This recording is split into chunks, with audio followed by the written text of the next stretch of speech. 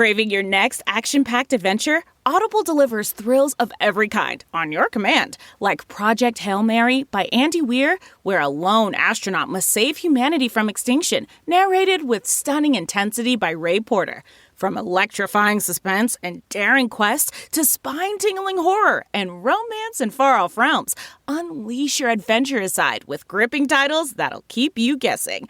Discover exclusive Audible originals, hotly anticipated new releases, and must-listen bestsellers that hook you from the first minute. Because Audible knows there's no greater thrill than the one that speaks to you. Discover what lies beyond the edge of your seat. Start your free 30-day trial at audible.com/WonderyUS. That's audible.com/WonderyUS. This episode of Out of Patience is brought to you courtesy of Amgen, who was also the signature sponsor of our groundbreaking documentary series, The Cancer Mavericks, A History of Survivorship. On with the show.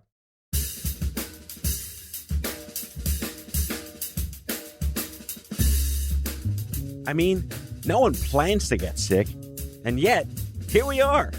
My name is Matthew Zachary. A quarter century ago, I was given 6 months to live with a diagnosis of terminal brain cancer. For more than 15 years, I've been ranting and raving on the air about stupid cancer and now stupid healthcare, and I'm just getting warmed up. So let's all go make healthcare suck less together, because you know what? We're all out of patience. Hey, that's the name of the show. Hey there, friends. Welcome back to the show. Another good one for you today. Alan Russell is the Vice President of Research over at our friends at Amgen, and he's got a long list of esteemed creds, so deep breath.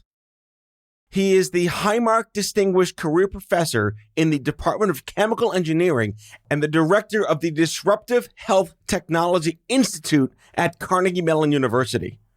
More deep breaths. He's the founding director of the McGowan Institute for Regenerative Medicine at the University of Pittsburgh. And what's more, he's received the U.S. Army's Greatest Invention Award, 3 Carnegie Awards for Excellence, and Rolling Stone magazine ranked him number 32 on the top 100 people who will change America. So despite being a baller of the highest order, Alan talks about the importance of humility, starting his career on the factory floor, and the importance of mastering serendipity. One last note is that he's not that great doing his southern accent, but he's pretty much a master of everything. Here he is, Alan Russell. Alan Russell? Yes. Welcome to Out of Patience. Thank you very much. You're in for a hell of a ride. Well, I hope so. So, you ever get, but I'm not an MD? Oh, all the time. Is there a doctor here? All the time. I'm a doctor, not that kind of doctor. One time I was on Singapore Airlines flying across the ocean in the middle of the night. The flight attendant shakes me and she's, Dr. Russell, we need your help in the back. Oh, dear. And I said, I'm not that kind of doctor. And she said, you're the only doctor we have. Oh, dear God. So I went back. This is totally some kind of Sidney Pollack movie waiting to happen. That's crazy. You have a t-shirt that says, I'm not that kind of thing. You make a fortune selling that. That's a great idea. Register that domain. I'm not that kind of doctor.com. That sounds You'll good. make a fortune. We'll do it together. Boom. We're done. So I can't help but notice you don't have a very obvious British accent. Mm-hmm. Why is that? Well, I left England, 35 years ago, so my accent's somewhere in the middle of the Atlantic at this point. Right. If I go home, they accuse me of being American. If I stay in America, they accuse me of being Australian. It's a hard life. But if you go to a pub for too long in London, does it come back out? Yeah, absolutely. All right. Yeah. Perfect. Yeah. Perfect. All right. I got a chemistry joke to start with. Okay. I hope you know the answer. Go ahead. Can you tell me the chemical symbol for sodium? Na. Nah. You missed it. You want to try it again? Take 2? That's appalling. That's an appalling joke. All right. What's the chemical formula for water? Huh? HIJKLMNO. Because it's H2O. Okay. My daughter said that to me. I'm trying to laugh, but it's just not coming naturally. Oh, God. All right. Can you fake an American accent with your half Mid-Atlantic Brit English? Well, it just depends where we're going to do the accent from. That's Matthew McConaughey meets Dick Van Dyke. Yeah, somewhere between Ireland and Boston and the Texas. fake chimney sweep thing from Mary Poppins. Yeah. It kind of works. It was, the y'all was not too bad. No, it's y'all. Y'all? I don't do that really well. I had the absolutely worst Brooklyn accent you could possibly imagine. Yes. Growing up, I have video evidence of this, which has been suppressed in a vault somewhere. My own little social footprint, Fort Knox, so to speak. Mm-hmm. And I've been all around the country, and I've kind of lost my terrible dialect. But when I go to the Minnesotas, they kind of know, you're from New York. You can't even begin to fake not being from New York. All right, your CV is full of really impressive syllables. I want to read this because the listeners, you can skip ahead, listeners, but here's the greatest syllables. You're the founding president of the Tissue Engineering and Regenerative Medicine International Society. Yes. You're the Highmark Distinguished Career Professor of Disruptive Health Technology Institute at Carnegie Mellon. Yes. You were the founding director of the McGowan Institute for Regenerative Medicine at the University of Pittsburgh. Now that you're the VP of Biologics. Syllables. Really good syllables. Yes. But you're a chemist by nature. So, yes, I trained as a biochemist and molecular biologist. What was the first thing you blew up? Did I ever blow anything up? Oh, just make something up. Entertain me. No, I refuse. You're like the modern day Dexter's Lab all grown up. Possibly. Yes. So wait, so where did this awesome nerdness show up in your youth that made you really want to get into this space? Because it wasn't very popular. You want the truth, or you want me to make something up like last time? No one will know the difference. Okay, I'll tell you the truth. But no one will know if it really is. Yes. Okay, excellent. Well, when the legend is fact, print the legend. Yeah. So I was not a very astute student, let's just put it that way, in England. This I know is true. And did not actually succeed in high school. So I ended up leaving high school. What, Hogwarts wasn't good enough for you? It was not. Okay. I left without the necessary examination results to get into university. Ashamed muggle are you? I was deeply ashamed. Came to America and worked in a factory for a year and had a great time. Met some of the best people I've ever met in my life. But somewhere along the way, I was introduced to Big Macs. Had Big Macs for lunch most days, along with Those are good. extra fries. Those are really good. Oh, it was just wonderful. So enjoyed that, did that, and then somewhere along the way decided I should probably try and figure out how to get into a university and begin my life. But of course, I didn't have the grades to do that. So I had to find a degree program that was brand new, where there were not many students. Where were you at the time in this? I was in America, in Cleveland, in Chardon, Ohio. They have a good casino. Did you know that? They may have now. Oh, okay. Back This then, is pre-casino Cleveland. Back then, I think they had maple trees. Pre-LeBron. Oh, Pre all that oh stuff. my goodness. Yes, Okay. This is like back in the day. So came back to the UK, managed to talk my way into a degree program that had too few students. It was biochemistry and molecular biology. It would be a lie to tell you that I was in love with biochemistry and molecular biology before I started. But it turned out that I actually really fell in love with the science very quickly and kind of never looked back in terms of that love, have never fallen out of love. I went to Binghamton University in upstate New York. Yes. Out of college with a 5-year master's degree program admission in biotechnology and prosthetics and robotics. Wow. And by the time we got to Org Chemistry 3 at 7 a.m, that was the litmus test. Yeah. I'm like, I can't do this. Esters, ether, keto. I can't do it. I'm out. I'm going to major in lit ret. My parents are going to kill me. And then that's it. So I highly respect you for sticking to it. Well, it was different. You know, in England in those days, I think now it's changed a little bit, but in those days at university, it was really entirely up to you to learn. So there were lectures and things like that, and there was homework, but you had to learn and you had to integrate yourself, take responsibility for that. And then at the end of 3 years, you took an exam in every subject you had learned along the way. And that last semester, we didn't actually have any classes. You just studied to get ready. Like the bar. Yeah. And you studied everything. And that wonderful way to cause in someone the ability to connect the dots was really, it was great. It was inspirational. And there was no one telling me what to do. which was a great thing because I was never very good at listening to people telling me what to do. So it worked out. So when did you realize you could manipulate data and God and biology and do all sorts of crazy Dr. Moreau crap? I will reject the question and answer a different question. Okay. And I think what you were trying to say very eloquently was, how do you pick the lock of biology? So that's what you were trying to say, and that's what I'll answer. Okay. So first came the sequencing of DNA, right? Watson and Crick and Rosalind Franklin. Let's not leave Rosalind out. Of course. And that opened the door to be able to manipulate biology. And as a bachelor's student, when I was in university, I just fell in love with that insane ability to be able to manipulate DNA and tell cells what to make. I just thought that was fascinating. And then I fell in love with this other area of science that really wasn't tightly connected. Of all things, it's called enzyme kinetics. Explain. And enzymes are biological catalysts. They think of your car and the catalytic converter in your car.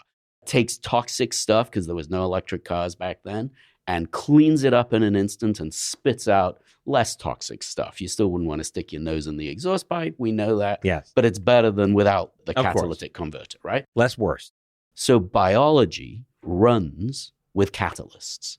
And inside each of our cells, inside of our body, we are accelerating reactions using the products that are made inside our cells all the time. Those are called enzymes. And because they're really, really fast, we can characterize how fast they are by sort of analyzing them really carefully and then comparing them one to another. And for some odd reason, this, just as we say in England, it tickled my fancy. Say that in the Queen's English. We tickled our fancy. So I fell in love with that, fell in love with molecular biology. There was only one person in the world who was doing both things, using molecular biology to change enzyme kinetics. So I wrote to him. This was pre-email. Was it a quill? I may have used calligraphy in the 14th letter. Just wrote to this guy mercilessly. He tells the story that he accepted me as a graduate student simply to stop me writing, begging. But, I didn't apply to anywhere else. I just wanted to go there and do that. Otherwise, I would have gone and been a banker or something. But it worked out, right? I went there, and of all things, I worked on, you probably wash your shirts from time to time, and inside... Says who? Yeah, inside... Yeah, sorry, I was just... In the room here, there was a sniff there. So the laundry detergent has an enzyme in it, and the enzyme is called subtilisin, and it degrades proteins and fats. And that's what gets the gunk out? Gets you clean. But that enzyme had some liabilities, just like drugs and protein drugs have certain liabilities that don't make them work as well as you'd like them to. Is that like your version of side effects? Well, it could be side effects, but it could also just be that they don't last very long. Okay. Right? In the case of this particular enzyme, there were multiple issues. One was people wanted to get it to work at a different level of acidity and also a different temperature. Like if you want to do a hot wash and the enzyme dies when it's hot, you try and make it more stable. So this stability, making proteins last longer, has been a sort of central theme of the field for decades, and in some ways the central theme of my own work over the years. It really is like an entire Hatfield-McCoy culture of hot washing versus cold washing. Absolutely. Can you imagine back in the day? This is probably pre you doing your own laundry, but back in that day, you just didn't do cold washing. Of course you did hot washing because it only worked if it was hot. And then you use like the tenement yarn across the avenue. That's with right. the string. Indeed. My grandparents had that. So that was the beginning. That's when I fell in love with science during being left alone to figure it out. That's awesome. So this guy you were nudging, he finally said, all right. He did. God bless him. That's Alan, strategic nudgery done really well. Alan first. And what's his story? He was the luminary? Oh, he was big time. Yeah. I can't say anymore he was the most brilliant scientist I'd ever met, because all these other brilliant scientists that I spend time with would be deeply offended. Right. But just between you and I and your few million listeners, he probably was the most brilliant scientist I ever still have met. He's extraordinary. One of the youngest ever members of the Royal Society. And just a really, really focused, tremendous scientist. My only listener is my dad, and he keep a secret. Very good. We're fine. Excellent. That's fine. Good news. So what were your big teachable moments in being tutored by the most ingenious Alan mad Fursh. scientist of history? The scientific method, I think lots of people have heard of that phrase. Observation, conclusion, nothing in between. You missed out hypothesis. Yeah, okay. Right? So he taught me the importance of having a hypothesis, thinking about the right set of experiments, and then, this was the tough stuff, incredible attention to every single detail during the experimentation in order to trust and rely upon the results. And I remember to this day, I was trying to do reactions at 25 degrees, right? That was my conditions. I remember to this day, he would come in and take a thermometer and put it in my reaction and look. And if it was 25.3, it was go back to the drawing board. That is an extraordinary level of scrutiny and pressure to be under. True scrutiny. True scrutiny. Wow. Okay. So that was the natural progression of your career. I became attracted to trying to do things that I wasn't trained to do. There was just something about the learning process that was fascinating to me.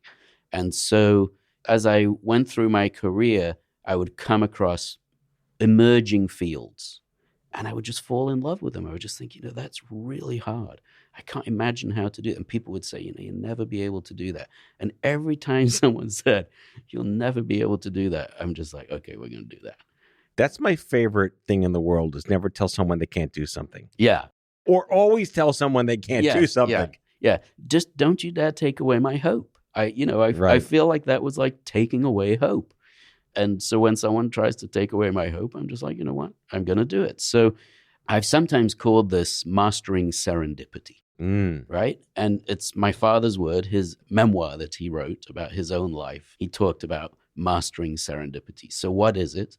Because it's really characterized my career and my life in science. Serendipity obviously is luck, right? And how do you master luck? Well, you work really, really, really hard to gain the necessary understanding and skills and attentiveness that when you're being lucky, you recognize it. Many people are lucky. Not everybody recognizes it, both in life and in science. You've got to have done the work to know you're being lucky in science. And then you have to have done the work to know what to do to take advantage of that luck. So for me, I was lucky on a few occasions and sort of doing the right science at the right time and getting to know the right people, that when I was lucky and found some of these areas that you created that introduction with, I was able to say, you know what, I think I might be able to help in that area. And eventually, a life that began doing what I would call protein engineering, figuring out how to make proteins better, shifted a little bit into a life that was looking at people engineering.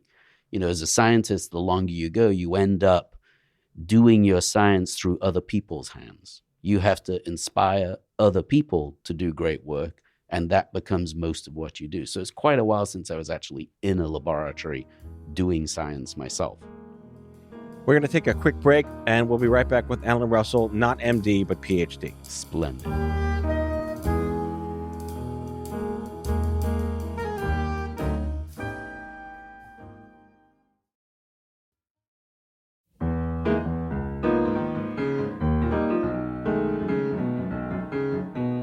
You mentioned your father before. Yeah. Sounds like he played a very important role He did. in your life. Can we talk about him? Absolutely. What did he do? He was a businessman. So he ran a chemical company in the UK that was acquired by an American company. And then he ran the sort of European and international operations for that company. And he took care of our family. And he worked incredibly hard. He was very dedicated to people. And he taught us, I think all of us in the family, to recognize that a lot of people work very, very hard and don't get lucky. This rather trite thing, if you work hard, good things will happen. Yeah, that's a load of crap. It really is. It really is. So many incredible people that I met in that factory, for instance, work incredibly hard. Incredibly hard. Frankly, harder than, most of the scientists I've ever met with blood, sweat, and tears, and they don't get lucky. Well, there's an exposure to humility that many people don't have until either the sky falls on them or they experience other people's humility. That sounded like it was just a humbling, grounding moment for you to set forth what happened afterwards. Yeah. I mean, it was very interesting. So when I failed high school, you might have expected my parents to be outraged. And I'll never forget how upset I was. Not so much that I failed high school, but that they were so lovely to me. I was so humiliated. It was more embarrassing to you that they weren't angry at you? It was just like, why are you hugging me, telling me it was all going to be okay? It's categorically not okay. And I've messed up. But that was a real learning moment. Any specific witty quips or bon mots from your dad across the ages? Oh, my goodness. There are so many.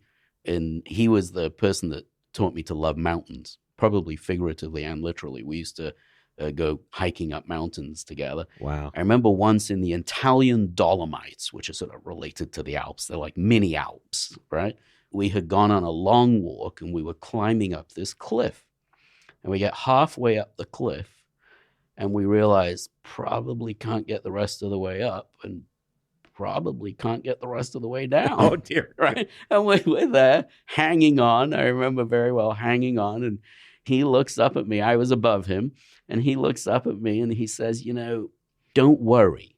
This will be all right. He is probably the most supremely optimistic 96-year-old that I know. And I looked up at him. I think I was probably 13 at the time. I looked up at him and I'm like, I'm not worried. You're the one that should be worried. You brought us here. Liability and all that. Yeah. So a few hours later, we did manage to safely traverse back down. We never got to the top of that particular mountain. But there are many, many stories I could tell. He's a very remarkable man.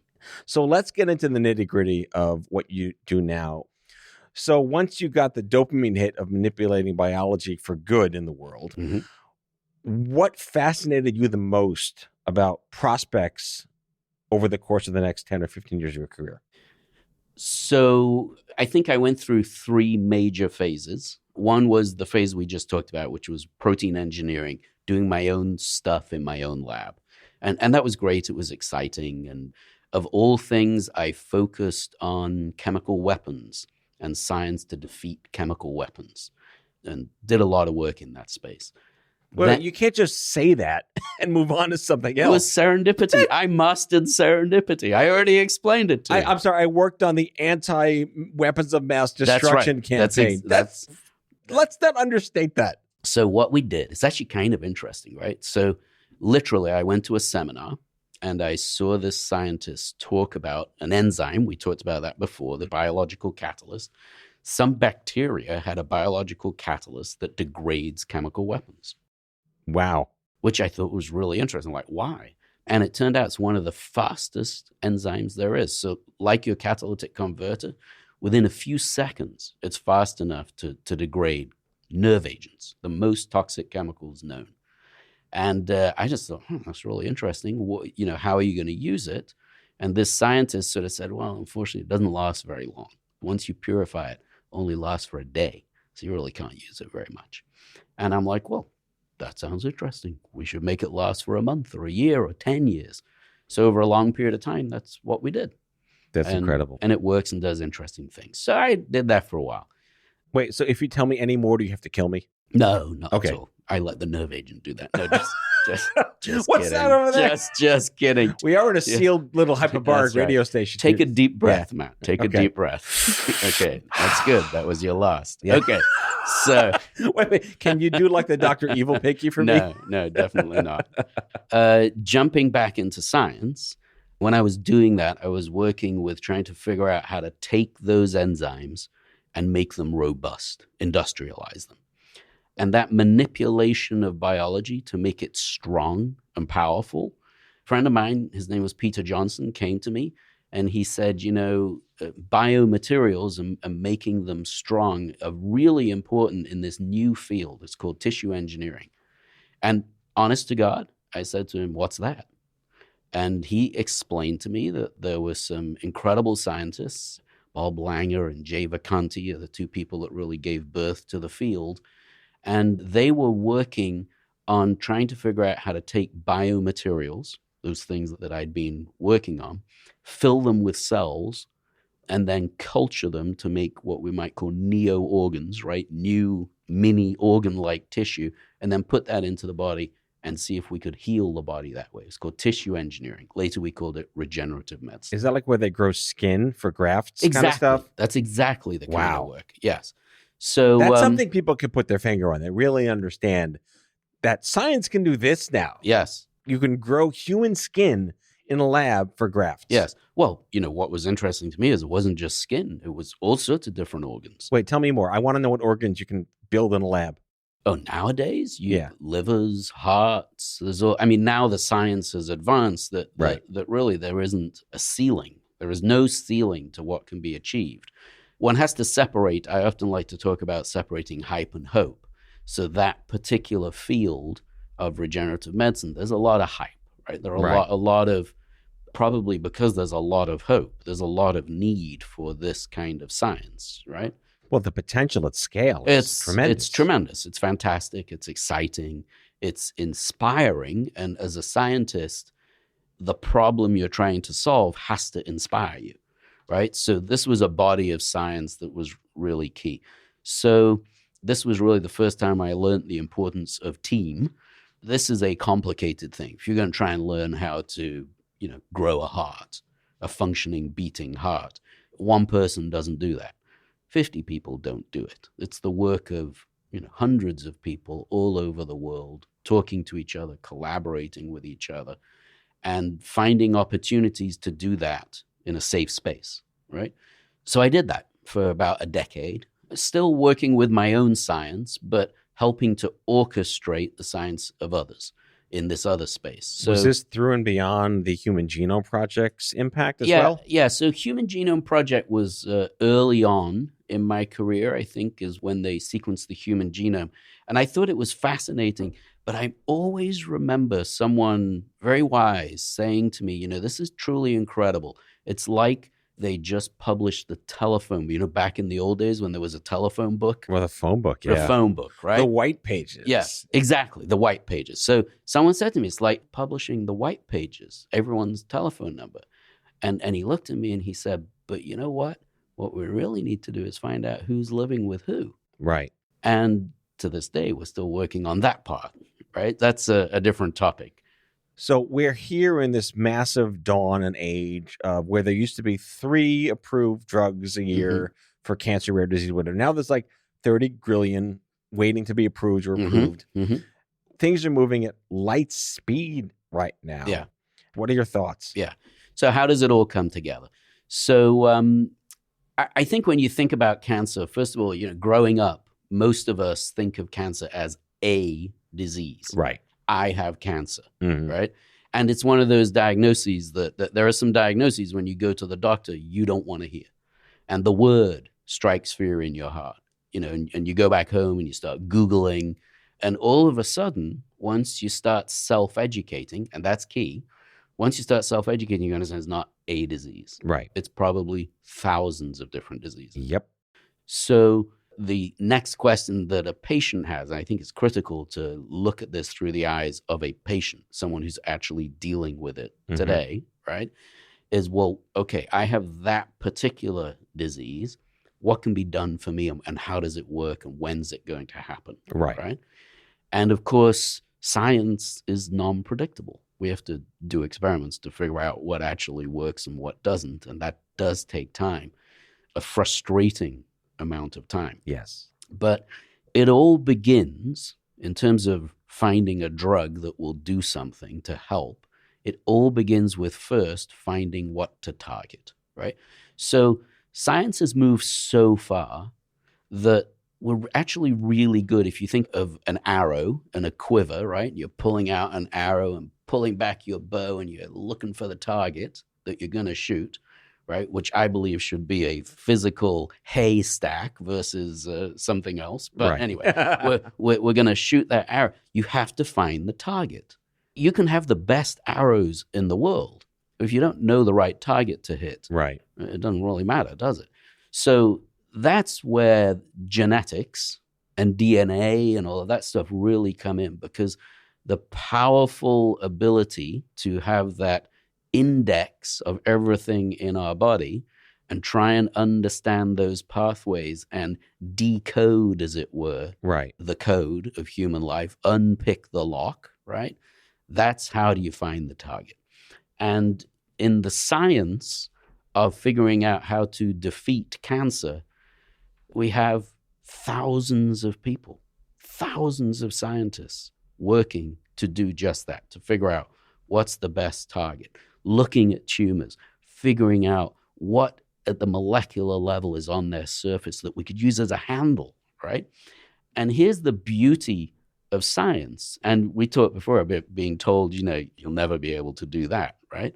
Those targets, oftentimes you'll hear people say, oh, that's not the target. You'll never be able to hit that. Famous last words every time. Yeah. And, it may take 10, 20, 30, 40 years, right? But drugging the undruggable then is the work of the drug hunters. So there's the target hunters and the drug hunters, right? But it's exponential too. Of course. Right. Yes. All right, Yes. so final question here. In a unicorn manifest of the next 9 years, Mhm.